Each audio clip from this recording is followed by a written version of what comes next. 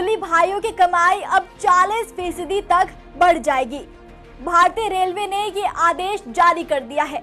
राहुल गांधी की कुलियों से मुलाकात के बाद आखिरकार मोदी सरकार को कुली भाइयों की मजदूरी बढ़ानी ही पड़ी।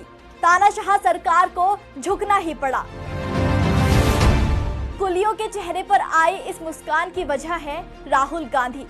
आपको याद होगा, हाल ही में कुलियों ने राहुल गांधी से मिलने की इच्छा जाहिर की थी और फिर वीडियो मिलते ही राहुल गांधी सुबह सुबह दिल्ली के आनंद विहार रेलवे स्टेशन पर कुलियों के बीच पहुंच गए।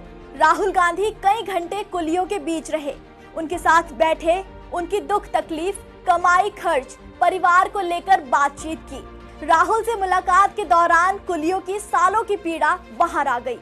उन्होंने कहा कि साहब, मजदूरी बहुत कम है, महंगाई के इस दौर में घर का खर्च चलाना बहुत मुश्किल है।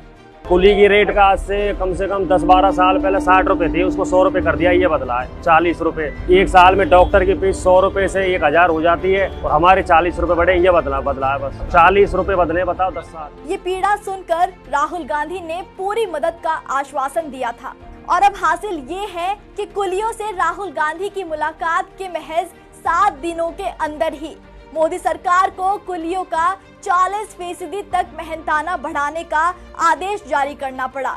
अब कुलियों के लिए सामान ढुलाई से लेकर ठेला ढोने, बीमार लोगों को व्हील चेयर पर या स्ट्रेचर पर ले जाने तक के मेहनताने में 40% तक का इजाफा किया गया है। देश की आवाम के लिए ये राहुल गांधी की लगन का ही नतीजा है कि जब जब राहुल गांधी ने जनता की समस्याओं को उजागर किया है तो इस तानाशाह सरकार को घुटने टेकने पड़े हैं। इससे पहले भी जब राहुल गांधी ट्रक ड्राइवर से मिले थे तो उन्होंने अपनी समस्याएं बताई थी, जिसके बाद मोदी सरकार ने ट्रकों में ड्राइवर की सुविधा के लिए एसी लगवाने का बड़ा बदलाव किया था। Nitin Gadkari, Ministry of Road and Transport Highways, said at an event that he has signed papers to make ACs mandatory for truck cabins in India.